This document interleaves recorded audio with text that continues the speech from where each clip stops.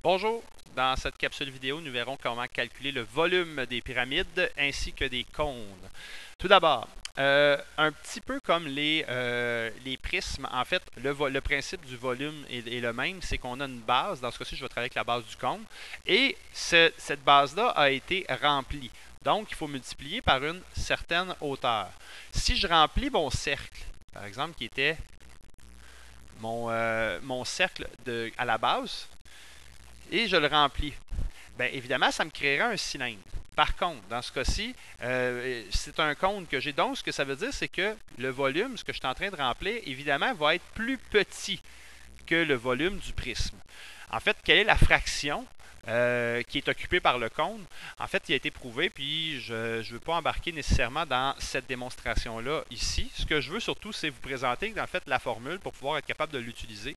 Mais dans le fond, ce qu'il faut retenir, c'est que si à partir d'une base, je la remplis jusqu'en haut, j'obtiens un prisme, mais le cône ou la pyramide, dans ce cas-ci le cône parce que ma base est circulaire, qui est formé, évidemment le volume est plus petit, il est le tiers du solide, du cylindre ou du prisme qu'on aurait créé. Donc dans ce cas-ci, c'est un cône, ça veut dire que ce serait le tiers de R de la base fois hauteur. Donc c'est pour ça que notre volume d'un cône, c'est l'aire de la base. On multiplie par la hauteur et on divise par 3. Ça serait la même chose si je prenais par exemple ici. Mon dessin sera probablement pas super. Par contre, si je remplissais la base qui est la base pentagonale, à la base au début j'avais un pentagone, si je le remplis, évidemment ça donnerait un prisme à base pentagonale et ce prisme-là serait exactement 3 fois plus gros que la pyramide qu'il contiendrait. Donc c'est pour ça qu'on calculerait le volume de la pyramide en faisant l'aire de la base fois la hauteur. Évidemment, ça serait trop gros. On divise par 3 puis on obtient la grosseur de la pyramide. Donc on va faire des exemples pour illustrer ça. On a une première pyramide qui est une pyramide à base hexagonale. On sait que l'aire de la base est de 12 et on cherche le volume. Donc l'aire de la base, 12. On multiplie par notre hauteur. Dans ce cas-ci, c'est 3. Je n'ai même pas de Pythagore à faire. Je n'ai rien du tout. 3. Et je redivise par 3 tout de suite parce que ma formule dit diviser par 3. Tant qu'à faire 1 fois 3 et 1 divisé par 3, on peut annuler ça. On obtient donc un volume de 12, mais là, on est en volume, centimètres cubes. Si on prend l'exemple du cône qui est juste à côté, on a donc un cône. Pour calculer le volume du cône, on a besoin de l'aire de la base. Donc, ce qu'on va faire, on va aller juste à côté. L'aire de la base, c'est pi fois rayon au carré parce que c'est un cercle. C'est pi multiplié par 3 au carré, ce qui me fait 9 pi. C'est de l'aire, 9 pi centimètres carrés. Je peux donc remplacer mon aire de base par 9 pi. Et là, je continue. Multiplié par ma hauteur. Dans ce cas-ci, la hauteur, qui est ici, évidemment à 90 degrés, elle est de 6. Donc, multiplié par 6 et tout de suite après, je redivise par 3. Un petit calcul. 9 pi fois 6, j'arrive à 54 pi que je divise en 3. J'arrive à un volume de 18 pi. Et ça ici, ce sont des centimètres cubes. C'est la réponse exacte.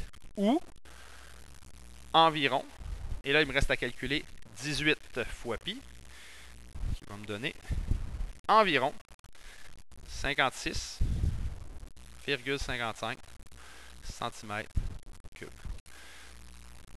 Donc, réponse exacte ou réponse approximative si j'avais besoin de continuer à faire des calculs ou que j'ai besoin d'une réponse un peu plus visuelle.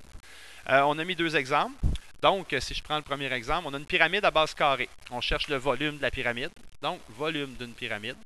Notre formule principale, c'est l'aire de la base, multiplié par la hauteur. Mais comme ce n'est pas un prisme, on divise par 3, parce que notre volume va être 3 fois plus petit que le prisme. L'aire de la base, l'aire de la base, je vais me déplacer à côté. Dans ce cas-ci, formule secondaire. Ma base est un carré. L'aire de la base, côté fois côté. Mon côté mesure 8. 8 fois 8, 64, et ce sont des centimètres carrés. Je ramène mon 64 pour remplacer mon aire de base. Multiplié par la hauteur. Dans ce cas-ci, ma hauteur, elle est gratuite. Je n'ai pas de Pythagore à faire. Donc, multiplié par 6 et tout de suite après, on redivise par 3. Un petit calcul.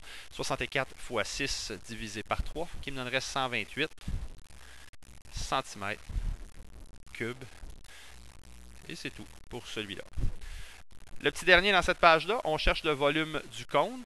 Volume du cône, on a d'abord un diamètre de 4. On pourrait déjà aller chercher notre rayon qui est de 2. On est en décamètre. Un volume d'un cône. Volume d'un cône, c'est l'aire de la base fois la hauteur. L'aire de la base fois la hauteur me donnerait le volume d'un cylindre. Maintenant, moi, c'est divisé par 3, va me donner le volume du cône. L'aire de la base, je déplace à côté. L'aire de la base, c'est un cercle, donc pi R2, pi fois, dans ce cas-ci, 2 au carré, qui me fait 4 pi, 2 fois 2, 4. Et ce sont des décamètres, donc l'aire des décamètres carrés. Je peux ramener mon aire de base vaut 4 pi, et je continue. Fois la hauteur, encore une fois, on m'a donné la hauteur directement, c'est 7, et je divise par 3. Dans ce cas-ci, 4 pi fois 7, ça me fait 28 pi. 28 pi que je divise par 3. 9,3 périodiques pi. Et ce sont des, dans ce cas-ci, des décamètres cubes. Ou environ, et là je pourrais calculer 9.333333333, j'en mets, multiplié par pi, et j'arriverai à environ 29,32, et ce sont des décamètres cubes. Il y aurait aussi une autre réponse exacte qui fonctionnerait. Quand je me suis rendu compte ici que 28 pi divisé par 3 ne donnait pas un beau chiffre, j'aurais pu aussi répondre comme réponse 28 pi sur 3. Donc, parce que ça me donnait un nombre à virgule qui est un nombre périodique, mais j'aurais pu aussi répondre 28 pi sur 3 décamètres cubes, et ça aurait été une réponse exacte aussi. C'est une autre possibilité de réponse, mais je ne vous demanderai pas d'aller jusque-là. Moi, le nombre périodique avec le pi, avec l'unité, c'est très correct, ou la réponse approximative, c'est correct aussi.